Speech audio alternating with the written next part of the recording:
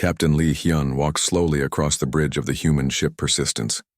The stars outside looked peaceful, but inside the ship, red warning lights were flashing. Something was wrong. "Captain, we are getting a message," said Lieutenant Park Mina. She was sitting at her computer listening carefully to strange sounds coming through the speakers. The sounds were not human voices. They were alien voices speaking different languages all at once. The ship's computer was trying to translate them, but the words kept breaking up. "This is Research Station. Help us, please." The voice stopped and started again. "Life support is unfailing. We are going to die." Captain Hyun moved closer to listen. He was a tall man with kind eyes, but his face looked serious now. "Can you make it clearer?" he asked. Mina pressed some buttons and the voice became a little better. "This is Research Station Omega-7 on Moon Kepler 442c. Our machines are broken. The air will run out soon. There is a big solar storm. No ships can come to save us." Another voice joined in, speaking in a different alien language. Then another voice, and another. The computer translated them all.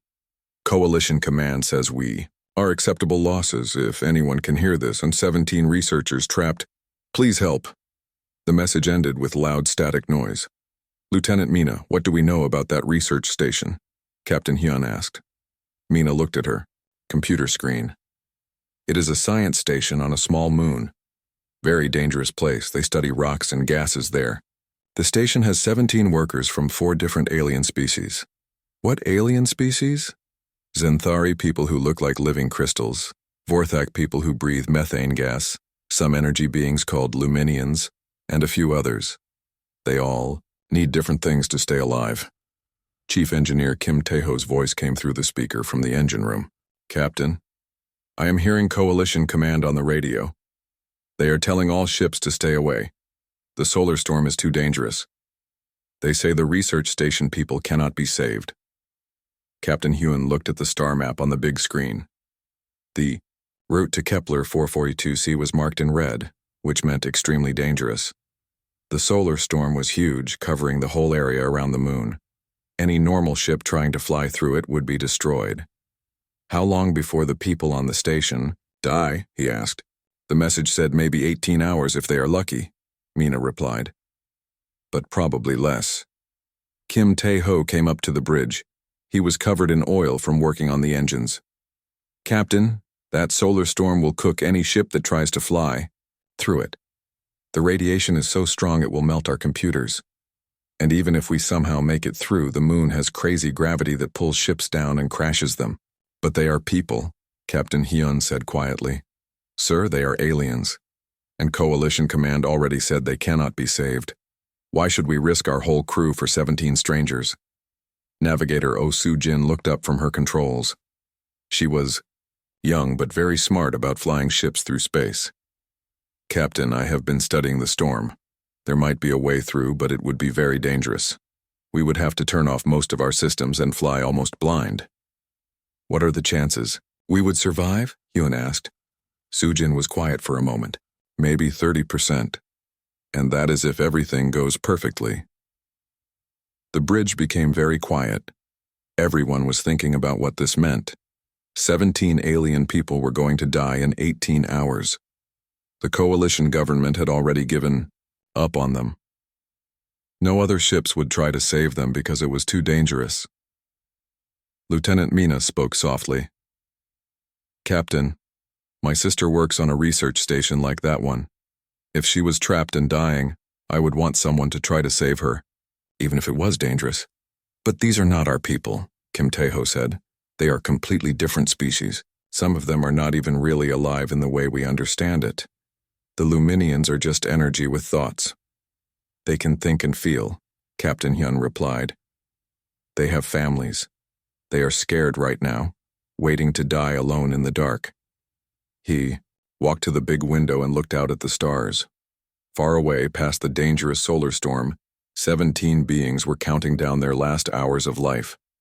Everyone else in the galaxy had decided they were not worth saving. "Captain," Soo-jin said, "if we are going to try this, we need to leave now. Every minute we wait makes the storm stronger. Captain Hyun turned around and looked at his crew. These were good people who trusted him. If he gave the order, they would fly into almost certain death because he asked them to. Coalition Command will be very angry with us, Mina said. Let them be angry, Hyun replied. He walked to his captain's chair and sat down. Sujin, set course for Kepler 442c. Maximum speed. You sure, Captain? Kim Tae-ho asked. I am sure. No one dies alone if we can help it. The crew began working quickly to prepare the ship. They all knew this might be their last mission, but no one complained. This was what humans did. They did not leave people behind. The Persistence shook violently as it flew deeper into the solar storm. Captain Lee Hyun held tight to his chair as another wave of dangerous energy hit the ship. All around the bridge, computers were making loud beeping sounds and flashing red warnings. Hull temperature is getting too hot, said Navigator Oh Soo-jin. Her hands moved quickly over her controls, trying to keep the ship flying straight. If we keep going like this, our navigation system will break completely in 6 hours. In the engine room, Chief Engineer Kim Tae-ho was working harder than he had ever worked before. Sparks flew from broken machines around him. He wiped sweat from his face and spoke into his communication device. Captain, I am moving all power from our weapons to make the ship stronger. The alien ships would have been destroyed an hour ago, but human ships are built differently. We make things to last even when everything goes wrong. Lieutenant Park Mina looked at her screen with worry. The electromagnetic waves are getting stronger. Soon, we will not be able to talk to anyone or see where we are going. How much longer? Until we reach the moon? Captain Hyun asked. 4 hours if nothing else breaks, Soo-jin replied. But Captain, we are flying blind now. I am using old star maps and guessing where we are. Far away on the research station, the situation was getting worse every minute. Dr. Veltar was a Zenthari, which meant his body was made of living crystal. He needed very cold temperatures to survive. Now that the heating and cooling systems were broken, his body was getting too warm and starting to crack. The temperature is rising again, he said to the others in the main laboratory. His voice sounded like musical notes when the computer translated it. My people cannot survive much longer in this heat. Next to him, an old Vorthak scientist named Glixmore was having trouble breathing. The Vorthak people breathed methane gas instead of oxygen, and their breathing machines were failing. Glixmore's skin was turning a darker color, which meant he was not getting enough of the gas he needed. The breathing system will stop working in 3 hours, Glixmore said through his mask. Maybe less. In the corner of the room, a being made of pure energy was getting dimmer. The Luminians were not solid like other people. They were living energy that needed special machines to keep them together. This one was called Bright Echo, and its light was fading as the power systems failed.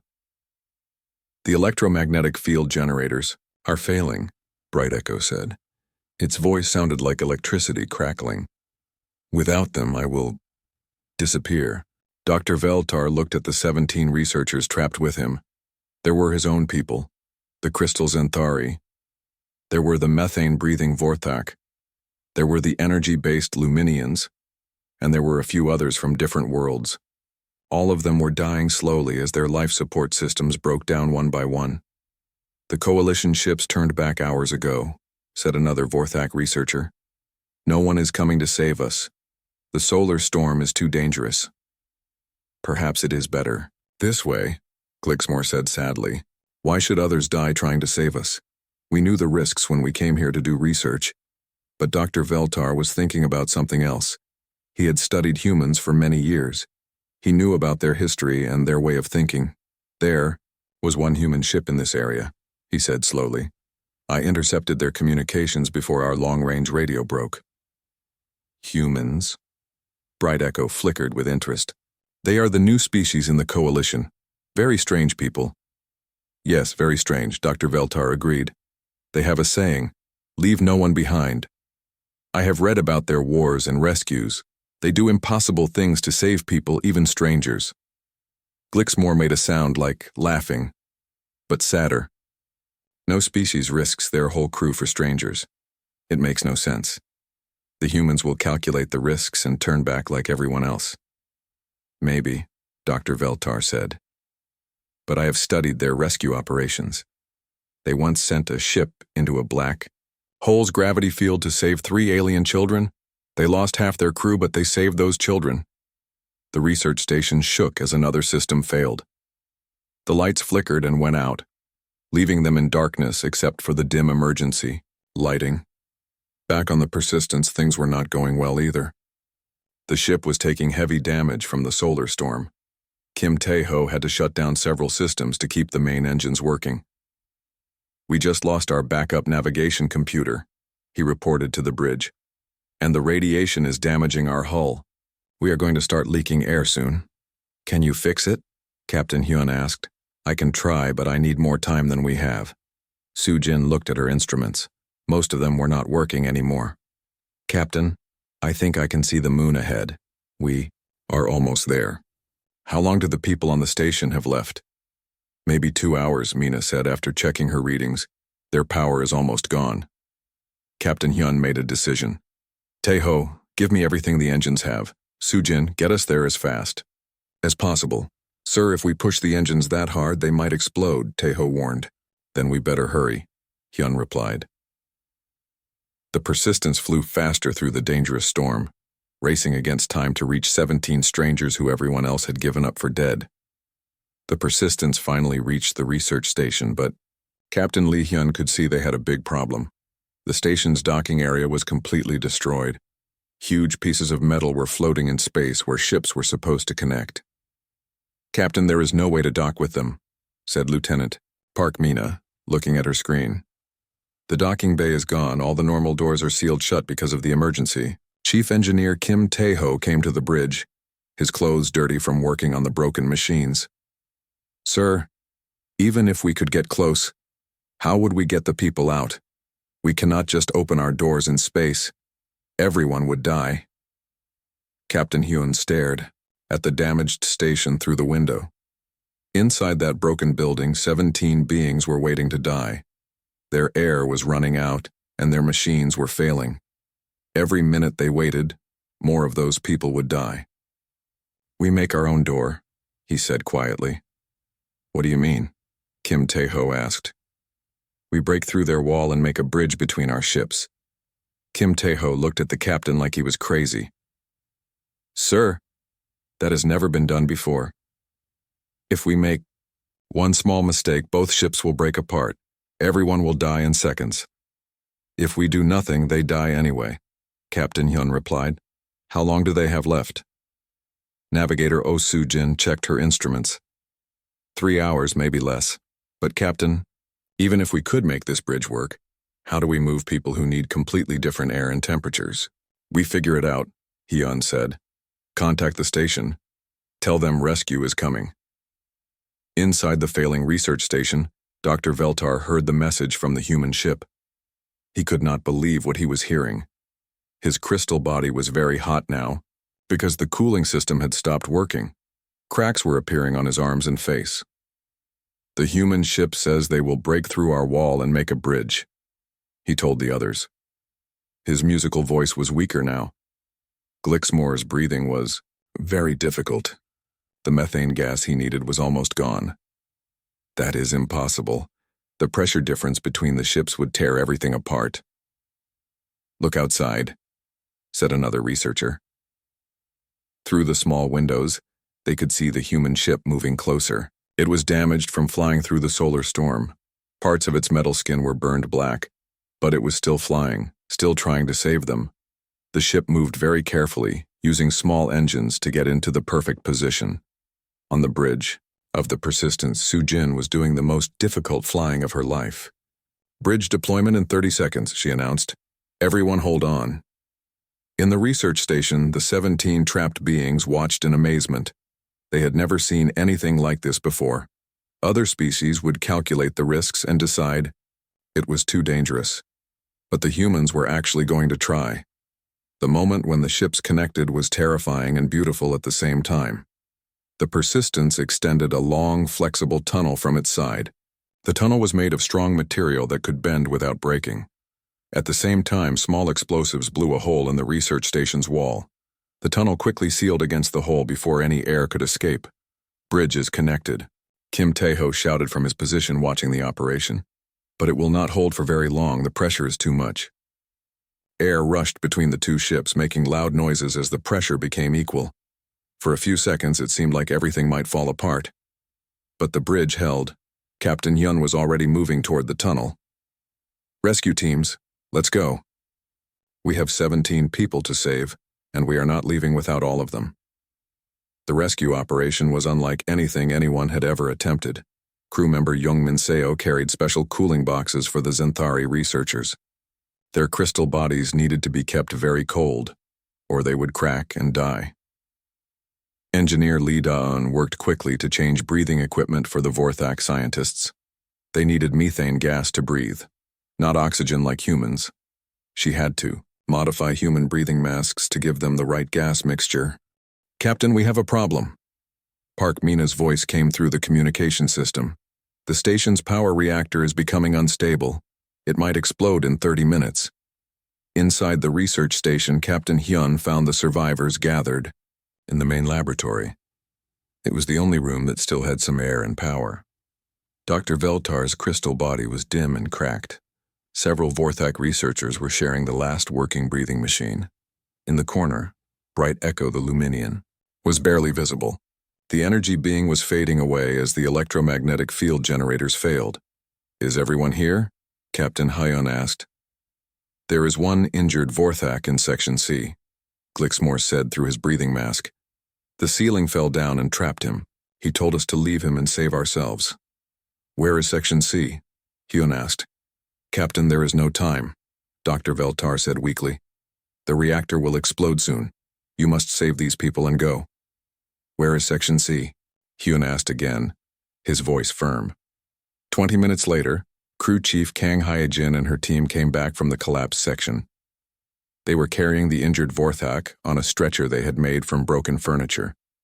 The alien was badly hurt, but he was alive. All 17 people found, Hyejin reported as the station's lights began to flicker and fail. Now came the hardest part, getting everyone safely back to the ship before everything exploded. The evacuation from the research station became a race against time. Captain Lee Hyun could hear loud cracking sounds coming from deep inside the station. The reactor was getting ready to explode, and they had maybe 20 minutes to get everyone out. Move quickly but carefully, he told his crew through the communication system. We cannot drop anyone or make mistakes. The rescue was like a complicated dance. Each alien species needed different things to stay alive, and the humans had to figure out how to help them all at the same time. Crew member Young Min Seo carried Dr. Veltar in a special cooling box. The Zenthari's crystal body was very hot and cracking from the heat. The cooling box was like a refrigerator that kept him cold enough to survive. Is this comfortable for you? Min Seo asked as she carried the box through the tunnel between the ships. Dr. Veltar's musical voice was weak but grateful. You are saving my life. I will never forget this kindness. Engineer Lee Da-eun was helping the Vorthak researchers. She had quickly modified human breathing equipment to give them methane gas instead of oxygen. The masks looked funny on their alien faces, but they worked. Breathe slowly and steadily, she told them as she guided them through the tunnel. The gas mixture is a little different from what you are used to, but it will keep you alive. Old Glixmore was having the most trouble. His breathing was very weak and he could barely walk. 2 human crew members had to carry him carefully. Why do you risk your lives for us? He wheezed through his breathing mask. We are strangers. We are not even the same species. Because you are people, said one of the crew members simply. People do not leave other people to die. The Luminians were the hardest to move. They were made of energy, not solid matter like the others. Engineer Kim Tae-ho had built portable electromagnetic field generators to contain them during the journey. Bright Echo flickered weakly inside the energy field. This is unusual, the being said. No species has ever tried to rescue energy-based life forms before. Well, we are trying now, Kim Tae-ho replied. carefully carrying the generator. Just try to stay together until we get you to the ship. Suddenly, Lieutenant Park Mina's voice came through everyone's communication devices. Captain, the reactor is becoming critical much faster than we thought.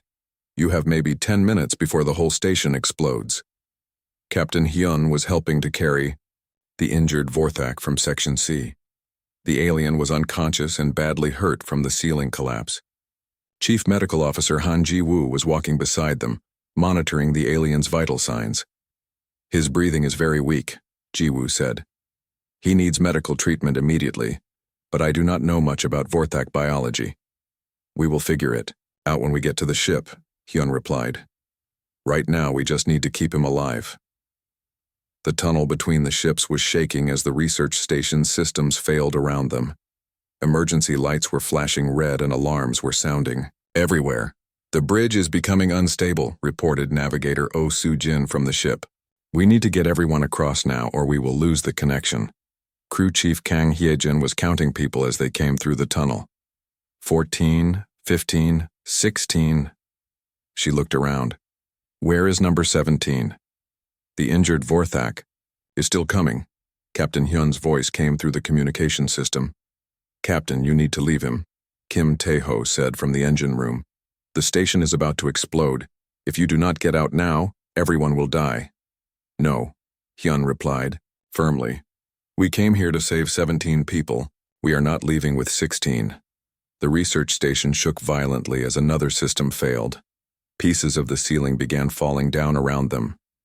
The injured Vorthak was too heavy for one person to carry quickly, so Captain Hyun and Medical Officer Ji-woo were carrying him together. Captain, the tunnel is breaking apart, Soo-jin reported. You have maybe 2 minutes. They could see the end of the tunnel ahead of them. Safety was so close, but the injured alien was unconscious and very heavy. Each step was difficult and slow. Leave me and take him, Ji-woo said. Someone needs to take care of him on the ship and I am not essential. Everyone is essential, Hyun replied. We all go together or not at all. Behind them they could hear the research station beginning to tear itself apart. The reactor was starting its final breakdown. In front of them, they could see their crew members reaching out to help pull them through the tunnel. With 10 seconds to spare, they made it through. Hee-jin immediately sealed the tunnel door behind them.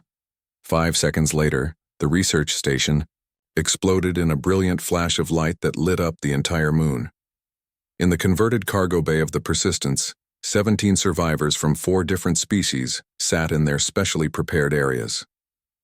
The Zenthari were in cooling units. The Vorthak had methane-rich breathing areas. The Luminians were contained in electromagnetic fields.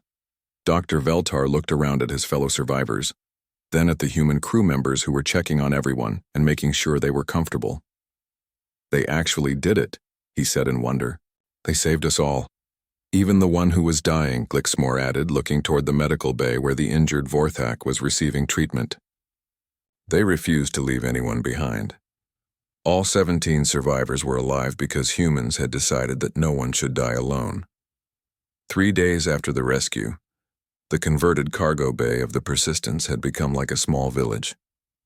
The human crew had worked day and night to make comfortable spaces for each type of alien survivor.